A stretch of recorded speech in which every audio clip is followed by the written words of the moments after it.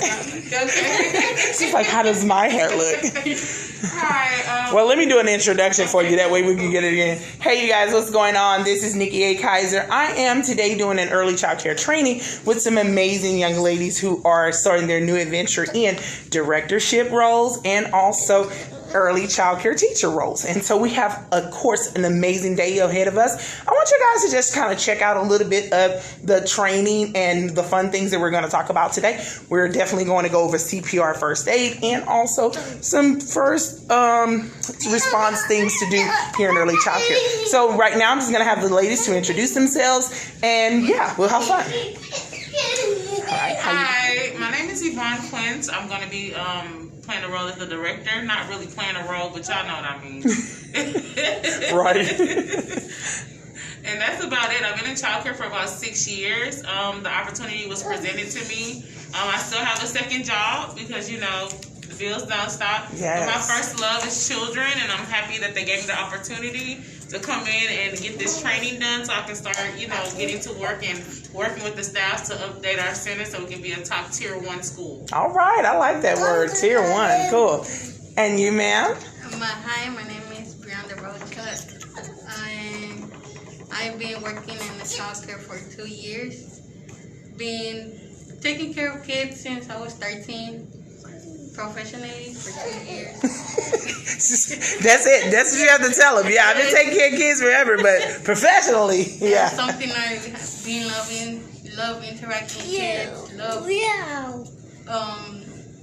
seeing how they grow their minds, and I would love to keep doing it. All right, that sounds good. Okay, you guys. Okay, that's amazing. See, I love when we get an opportunity to really seriously help out as much as possible. So I'm going to just set my phone here and use this as a platform to just kind of do a little bit of what we do and everything. Of course, we have our friend here. He's always here. Dee is always with me. Okay, so again, you guys, early child care is amazing. And so what we're going to do is Miss Mara is making copies for you, and I wanted to make sure that you guys have the pre-service pack out. So what we'll do is we'll just go between the two, and we'll just definitely talk about CPR first aid, and then of course child care. So let me ask a question. Have a seat. Have a seat for me, please. Let me ask you a question. What is it exactly that you want to really see change in your early child care center? Starting with you as our leader. I would like to see in this particular center, are we talking about in a general aspect, in this particular center, I would like to see a rise in children. I know that, you know, because of the pandemic that we went down, a lot more teamwork effort, because with teamwork, things tend to get done faster, it's more efficient, there's better understanding. And I also think that, you know, kind of promoting us a little bit of marketing needs to come in here. So because we're so closed off, I think a lot of centers, small centers, are closed off. You don't really put into mind the planning that it takes and the marketing that it takes to get those numbers to come up. So I would think that, in better curriculums, teaching my staff how to write lesson plans and helping them to become self-sufficient in that and not relying on me to do that. I want to be able to teach them the things that can help them be successful by following the minimum standards and just continue on to help them learn, and we learn together. Learning is never ending. So I would like to see us all come and work as a team. So let me ask that question. You did mention about minimum standards. Mm-hmm. In the minimum standards, do you really think that it's important to really teach your teachers more and have more training in regards to those standards themselves? Absolutely, because minimum standards changes literally daily. Literally every day, anything can be taken away, anything can be added. And so I think that it's imperative, like that's like the need to follow those and teach them whatever's coming up new. We all need to be able to just be up to date on it, especially as a director. I need to be up to date so that we're following whatever licensing comes in here. We're A game. We're A's, instead of her looking for things we're not doing. She's seeing the new things that we're implementing. Absolutely, and that's one of the major things. Would you agree with that as well? And I noticed you said that they change daily, and that is because again we've had Corona to come in, and so that's a whole nother learning and really serious practice in itself. So what are some things that you have saw within the last few months or so we were talking about in the changes of the coronavirus itself and all the things that new implements of standards and different procedures? For like the coronavirus Mm-hmm. in the childcare, Yes. you had to be constantly like, oh, you did this, go wash your hands, don't touch anything else. Right. You use this, go straight to wash your hands. Because, you know, we don't want to risk someone's life. Maybe somebody is like, your immune system is weaker than the other ones, and it's better for you to be safe than do something. Yes. And so one of the new things, and that's really good that you brought that up, because washing your hands is a big part of what we do.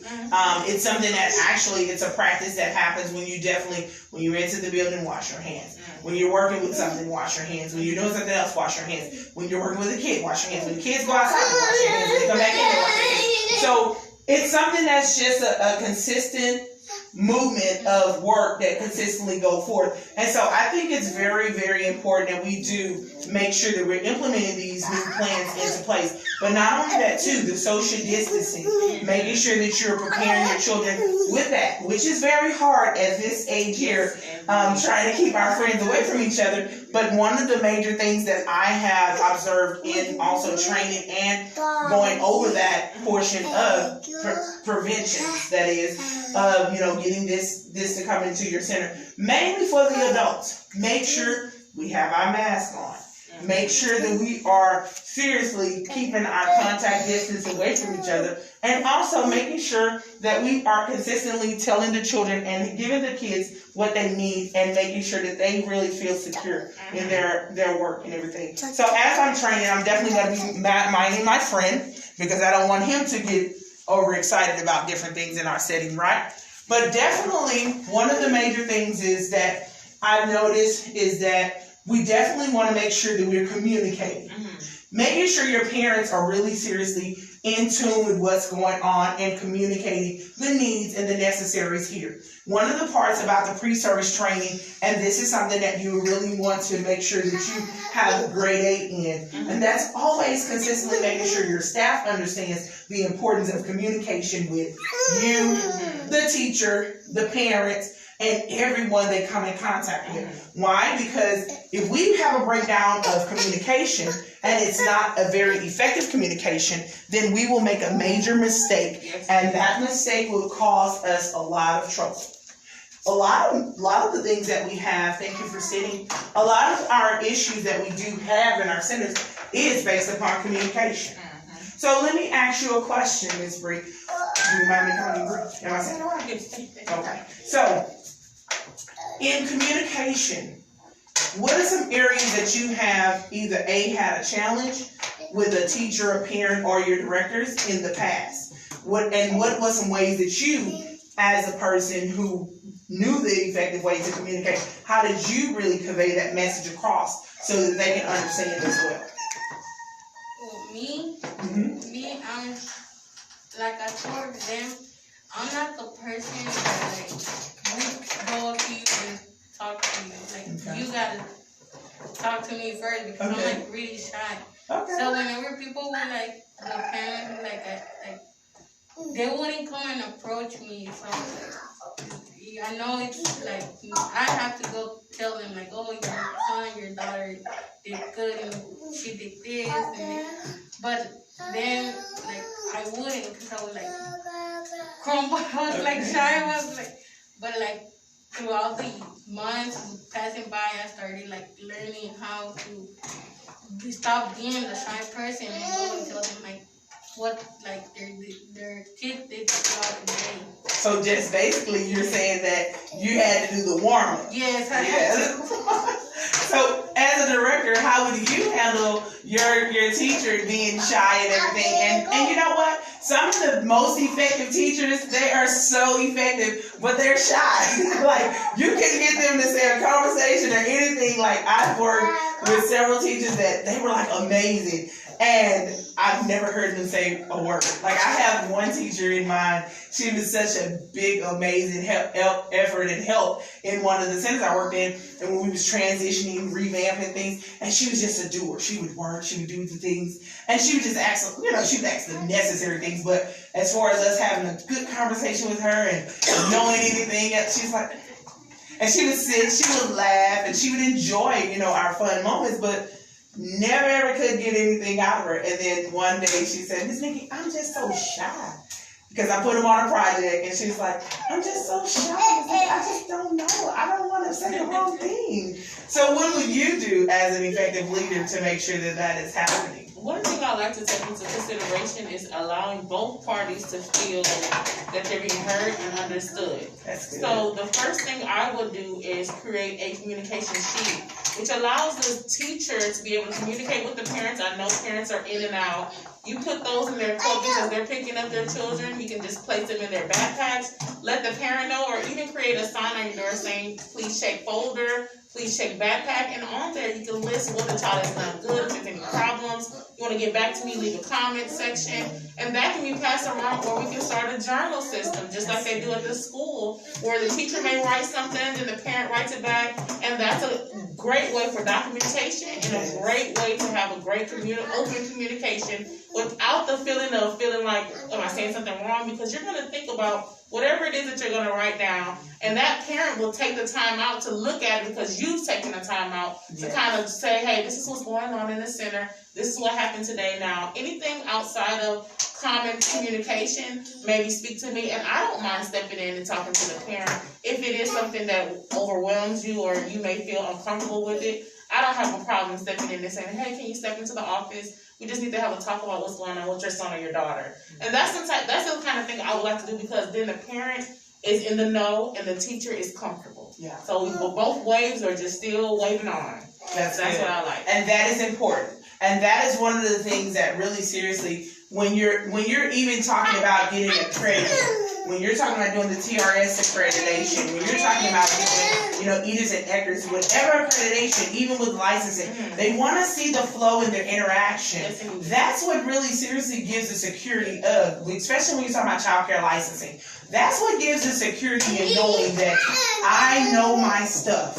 I am a definite, for sure, answer to the call of this problem here. I'm the solution to it. And so when you're really communicating, I love those ideas, and that's something that definitely, it will last, because here's the other part of it. It's covering yourself. Paperwork.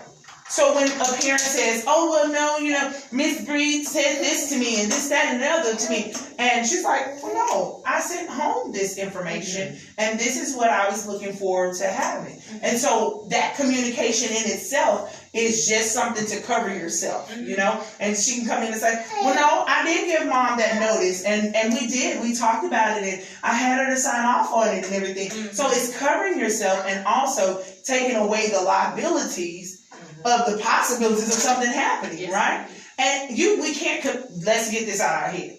We cannot prevent anything from happening. Don't you know it? I want to free everybody today. We cannot prevent anything from happening. This child here, he's sitting right here, he's playing, he's jumping. But as sure as we're sitting here watching him, all three of our eyes on him, he can fall, bust his head wide open. I've seen it. And we can't, and you're going to jump out of natural. I'm going to jump out of natural. You're going to jump out of natural. But if he falls, we can't prevent it. But there's always a warning to the actions, right? The reaction has always a warning. So he's standing. My job would be, all right, Donovan, let's have a seat. Let's have a seat. Turn around. Here we go. We're going to focus. We're going to get right back underneath our chair. Prevention. Now, if he just falls over out of his chair, again, I can't stop him. But I can really assure his parent in knowing I was paying attention, I had some eyewitnesses, and an incident report to document. So that's what's important. That's a part of what we definitely want to make sure that we are doing as well. Making sure that we have good documentation. So that's something that we definitely want to do. I'm going to get our forms so that we can definitely, you guys can follow along with me. Hello.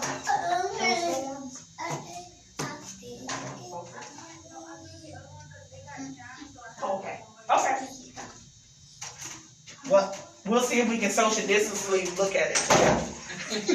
Social distance. So they have one already prepared. And that'll be yours to keep. Definitely you want to keep that. I'm going to give this to you so you can look at it, and then whenever that one comes out. Yeah. So that's, well, actually, let me see. You can use mine, because I believe I know it very well.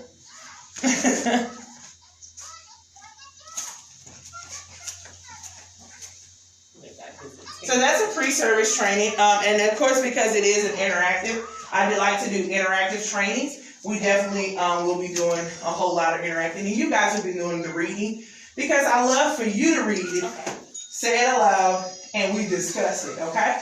And so, let's go to the first page after our table of contents. Okay, I think, is that true? That page may not be like my page, because you know that's Developmental Stages. There we go. All right, so let me get my leader to read for me. Start it off. Okay, developmental stages. Children develop in their own way and time. It is imperative to know that not all children do the same things at the same age. This chapter will cover child development from birth to 4 years of age. Development is the interaction of the child between others and his surroundings. These interactions promote learned behavior and result in building character and the development of skills. Physical, emotional, and social developmental behavior. Age, birth to 1 month. The physical. Feeding is 5 to 8 per day. Sleep, 20 hours per day. Sensory capacity makes basic distinctions in vision, hearing, smelling, tasting, touch, temperature, and perception of pain. Emotional, generalized tension. Social, helpless, asocial, fed by mother. Okay, so let's stop right there, because again, those areas there, those are important, because that's where your children are. And the reason why we focus on 0 to 4 years of age is because that is actually, 1, 2, 3, you're louder than me. So that's our development area. That's the area where they're developing at that age, at that rate, to where it's very important that we know. It's very important that we know that age there. And that's because, thank you. And so that group there is important at that age, because that's your foundation. So, you know the sponge age of children, right? Sponges are 2. They're 2 years of age, and they are a sponge. Calm down, calm down, calm down, calm down, calm down. That's the age. So, when you're talking about development of your children, and you want to know, and this is also a way, as a child care provider, how to find out what's going on with your babies. Let me say this disclaimer to you. You are not a doctor. Tell your neighbor, say, I am not a doctor. Tell her, go on and tell her. So I'm not a doctor. So I cannot diagnose children. Now, I can assume, I can assumption, and I can and question, right? But I am not a doctor. Now, but because you are going to develop in childcare, because you are going to develop as a director, you're going to see everything, and because you're going to be both working with orthos, you're going to be working with OT, you're going to be working with speech, you're going to be working with a psychiatrist, you're going to be working with all of these medical professionals. You then will think in your mind, I am a doctor. But just your normal capacity of observation, because when you do your assessments and observations of developing your children, and if you don't have an assessment for your children, let me know. I can get you a copy of one. Okay. Because you want to assess every child that comes into your center. Why? You need to know how they're learning, right? So, if you notice, he jumps, right? He jumps, correct? Yes. And he tiptoes and he walks in tipsy-toes, right? That is an indicator of something's going on developmentally, that really honestly, the jumping is a way that he's utilizing all of what's inside of him to communicate. So he does a total body of communication. If if that machine goes out, he's going to be real frustrated. And he's going to cry. Because that is also another form of his communication. Because his wordage, his verbal wordage is not to say, Miss Nikki, my tablet went out. Or, Miss Nikki, I want to do a next activity. So the way that he communicates is through his whole body movement, which is a clear sign of. But I'm not a doctor. I can't diagnose him. I can just utilize my assessments and all of my development of where he should be at his age, and then notice, there are some things that's going on. Whenever a parent comes to you and a parent talks to you about development of their children, your job is not to say, hey, something's going on with your baby. I want you to let you know right now. Yeah, baby, got this. You get sued. If mom comes and says, I'm not understanding, something is going on with my baby. Well, mom, what are some things that you've noticed? Make the conversation more or less of that parent telling you what they've observed, and then you try to key gear them back to where the professional is. Now, mom, we did notice a few developmental situations and different things that we've been just not majorly concerned, but however, it's something that we want to make sure that we know what's going on. So, could you do us a huge favor and talk to the pediatrician? Call your pediatrician. When is the next appointment? He goes to the doctor on Monday. Okay, wonderful. So, can I give you an assessment sheet to take to the doctor and just let them know these are some things we've observed here? And so when the parents see the sheet, they're like, what is this? You want to go over that sheet, this is just our classroom assessment. We ask if he climb. We watch and observe how he is. Is he able to climb? Does he know his numbers? Is he able to do these things? And just explain to the parents, what that assessment is, even when you're getting ready to assess their children. And then when they take it to the doctor will then know exactly what developments to look for. And then sometimes doctors do referrals out, right? And so if there is a need for a referral out, then you'll be already prepared to know, okay, I'm waiting for mom to bring me some numbers back.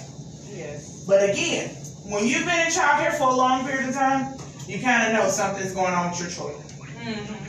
Another thing that we want to remember too is that when they talked about from birth to 1 month old, when they talked about the things of the social helplessness, even at that age there, that baby wants to feel secure in knowing that you have given them the security of knowing that they can stay helpless. Because even as small as they are, if they're consistently crying, they're consistently going into their rants and fits, it's something going on. And more than likely, that caregiver that baby had did not secure that baby in their social. Or there could be some things going on within the physical. So you definitely want to make sure that you are consistently observing what's going on with your babies. So that's one of the things that I definitely wanted to make sure that I pointed out to you when it comes down to why development is important. The development stages is very important when it comes down to your children. Okay? So you want to do the 2 months to 3 months, Ms. Bree? 2 months to 3 months. The physical, sensory capacities, color perception, visual exploration, and oral exploration. Sounds, cries, coos, grunts, motor ability, control the eye muscles, lift, head when on stomach. The emotional distress. Social, smiles at a face, visually fixates at a face. Smiles at a face may be soothed by rocking. Yes. So this is now the stage where vision is important. So we spend a lot of time up in their face. That's why he's because they're constantly trying to see, okay, who is that? I see it's a blob. It's a lady, it's a blob. I don't know what it is. Oh, they keep calling it Miss Bree. What is it? So when parents say, my baby loves Mickey Mouse. At 1 year old, they love Mickey Mouse. No, you keep calling it Mickey Mouse. it's like a little blob. It's like a little circle, whatever it is. It's a little blur or something that just keeps jumping around, and they just keep calling it Mickey Mouse. So again, when parents are saying these things to you, you're like, and please don't crush their dreams. Don't crush your parents' dreams. Let them dream how they dream, but please understand it's a blob, okay? But of course, these are important places, and then colors. So why do you think we use the actual little wind chimes and different little what is this thing called? Mobile and colors and things like that? Why do I think we use them? Sensory, obviously, just so they can catch their eye. I know with my son, he was a different breed. But, you know, he never, like, that seemed to stress him out, trying to, like, catch up with it. Like, he would get so upset. So, he was a different child. But, wasn't different. Because what did it say? Emotional, so that stressed him exactly. See, I'm glad you said that, girl. That's a good one. Yes, he was stressed. He was like, oh my God, where's that? Get in here. Do you hear me? That child was stressed out even to this day.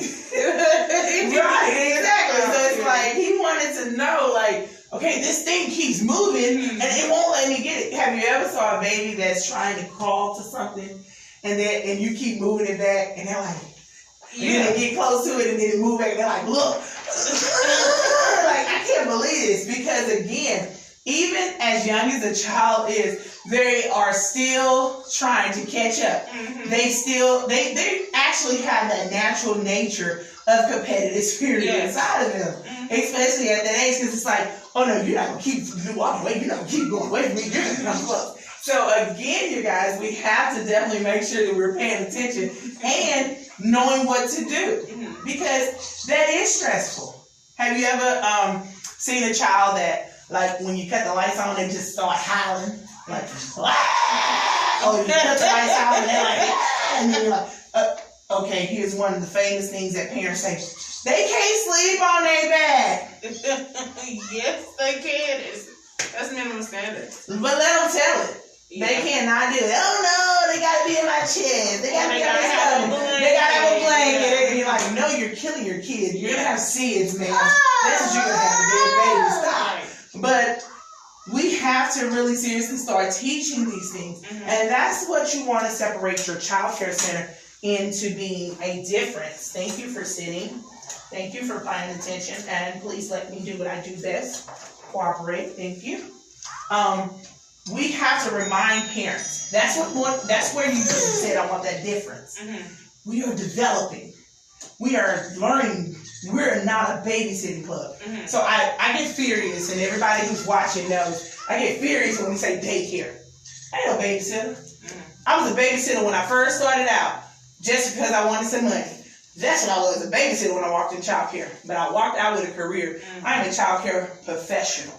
I'm an early childcare development professional. I am not a babysitter. So yes, the same respect you give to an elementary, secondary, and all these other teachers, respect me, because I'm a teacher. Okay? I just didn't have to spend $50,000 in student loan debt to go and get a degree. I just needed to take some classes. And then if I did want to go back into it just to appease the people, then yeah. But the experience that I have, it tells you I'm so much far beyond being a daycare worker, right? So yeah. These days it's based off experience, not all days. Every day is going to be based off experience. Because here's the thing. I can walk into a teacher's classroom, elementary classroom, and we're going to skip around these developments because I want you guys to definitely go back and watch them. These is to have? Yeah, these are yours to have. Oh, yes, ma'am. This is yours to have. And so I can walk into an elementary classroom and I can do the teacher's job with no problem. But they can't walk into my classroom and do what I do. And I've challenged many teachers to do that. Oh, yes, I can. No, you cannot. Because you cannot multitask with 26 of those running around. With 15 of those and all of them have that same want and need at the same time. Can you divert a fight over one toy? I cannot see you doing that. Besides saying, we're going to take this toy and it's no more in use. No, we can't do that. We got to come up with a mindset and compromise that, hey, So how are we gonna do this? I'm the ultimate negotiator. Don't play with me. You know, so that's the difference in who we are when it comes down to it. Much respect to my teachers in the early child care field who have went into the school system, but realization of it is, if you can multitask 3-year-olds, 2-year-olds, 1-year-olds, infants, and then still keep a classroom looking dynamic and all in place and shape, you're doing something amazing. So that's the difference in who we are, right? And so let's talk about the development. Let's go ahead on and go down to the development of an actual, we've talked about the infancy. Let's go right there to the toddlers and talk about those 1.5 to 2 years of age. On page 2. Is that your page 2? I don't think this is like page 4. But I know what you're talking about right here. Right here? Yeah? Right here? Okay. No, it's page 2. I'm not even looking at the numbers. Sorry. Okay. Which one? The 1 year to 1.5 to 2 years of age. Okay. Okay. Their motor ability. I think that's for the column of physical. Runs. They kick a ball. Build 6 cube towers.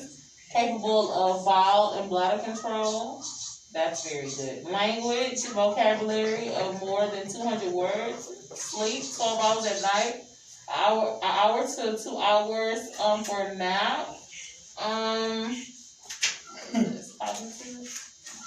That's emotional. Yeah. The emotional lower the temper tantrum. And then for the social, the resentment of new baby does opposite of what he is told. 18 months. For sure. That's how my So there it is. What age do you work with? Infants. Bless your soul. We bless you. But when you get to this age of 2, beware. And then they come a little bit in your class because you're like in the middle of that cuff out. Yeah, so they come. And it's like a life of another life. Because although they are such an amazing person, and they want to do all these things, and that's why I said that's a sponge age. They're going to sponge on. They're going to learn everything that they can learn. They're going to do everything they can do, and they're going to watch you. And they're going to do it. Like, I have 2-year-olds, and many times they learn how to clean up because they watch it. You constantly give me the broom, give me the dustpan, give me the mop, stop, don't do that. And you're like, you have your own things over here, but they want to do your real life things because they see you consistently doing it. They're sponges, right? And then what happens when you have the tantrums? How do you handle your tantrums? Well, I'm big on redirection. Even with my kids, I'm really big on redirection. Oh, I like that word. I'm not a physical person, so I like to communicate with all people, especially little people. So, in a big sense, I don't know if that makes sense. So, I tell my children, even though y'all are little people, we're gonna have a big conversation. There you go. Okay, so we'll sit down and we're making eye contact. I think that's the best thing because children. It's a 5-second gap. You get what I'm saying? So they're going to look at you, then they're going to look away because they're feeling those emotions as you're talking to them. You know what I mean? So I feel like if you let children sit with their emotions, they'll come too. Because my son started saying sorry on his own when he was 2. Right. And for me, that was big because he was recognizing actions. His actions have a reaction, have a consequence, or have a reward. You know, so I think I'm big on redirection. So if something's not going right and you feel like your emotions are all over the place, I tell them gather. Yes. So we use one word that has a big meaning. That's why I say little people have big conversations. So when I say gather, it means you're going to sit with yourself. You're going to sit with every emotion. If you're angry, sit with it. It's okay. You're allowed to feel that way. No one's going to take how you feel. Everybody, you're allowed that. But you're going to gather yourself. Gather in one place. Okay, you ready to talk? No, not yet. Take more time. Okay, cool. Okay, and then allow them to talk to you. When you're over them or when you're pressuring them, sometimes they're just like, I don't want to talk to you because I'm not ready. I want to do what I want to do. You know? But if you allow them to sit, they're gathering themselves. Okay, I think I'm ready to talk. I think I was overreacting. I should never hit him with the 12-sided head. He'll have that thought process, sorry, even though he doesn't know how to maybe explain himself, he'll say, sorry, I won't do it again, sorry. Or he'll go hug the child to let them know, I didn't mean to do that, stuff like that. But I am big on that word for twos, gather, because it's an instant reminder of, I'm doing something wrong, even if they're just in the midst of, you're right, I'm not going to do it. They'll be able to think about it. And I like that. I love your words. Redirection. Mm-hmm. That's very good. And then just what you said. You notice I changed my seat. I stood. Because again, I'm 6'1". Mm-hmm. I'm 6'1". I'm 310 pounds. No, correction, 305 pounds. And she's working this body up.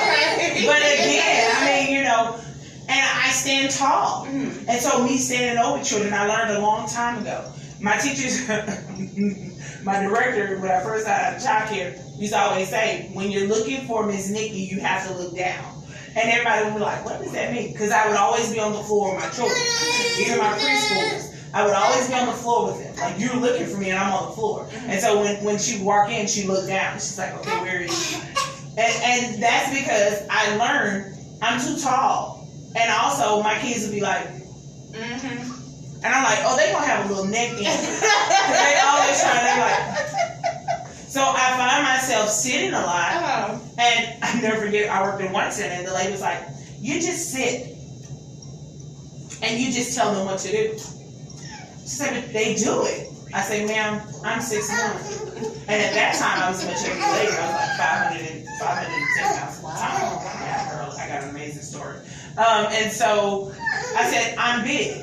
I'm tall, and I'm loud. I said, that is intimidating to these small people. I'm intimidating you. Right. And she's like, oh, okay, that makes sense. I said, yeah. So I sit.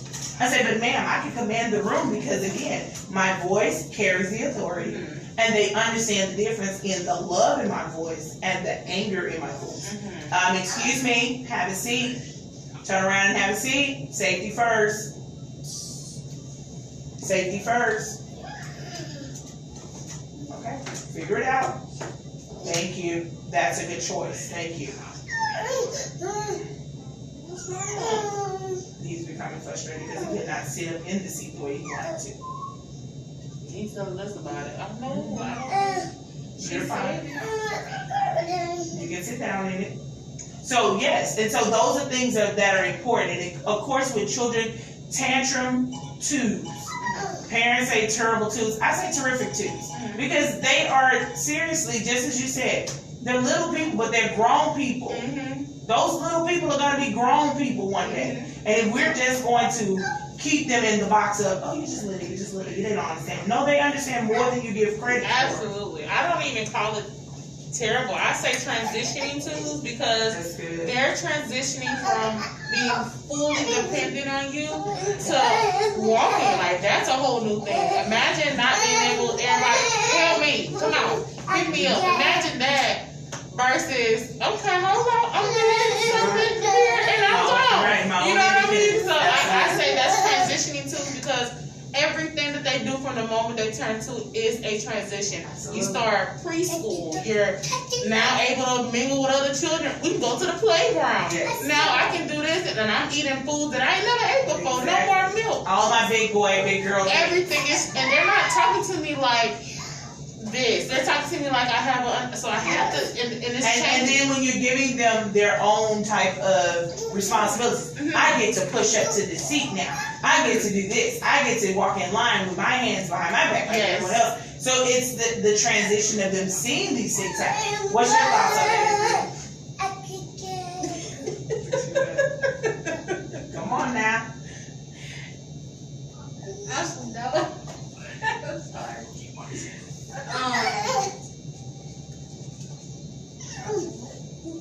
Like, what do you think about? What do you think about tantrums? Terrible twos, that's what they call them. But I don't think they're terrible twos. You know, if you do prevent them from doing that, you're preventing them from learning. that's when they start learning, or like you don't sleep anymore, you're not holding the spoon up to them no more. So why are you gonna prevent from doing that? Thank you. You like preventing them from them growing their minds. Right.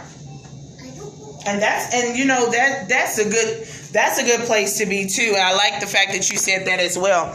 Hey, thank you guys for joining in. Hope you guys have an amazing day. Thanks so much. See you later.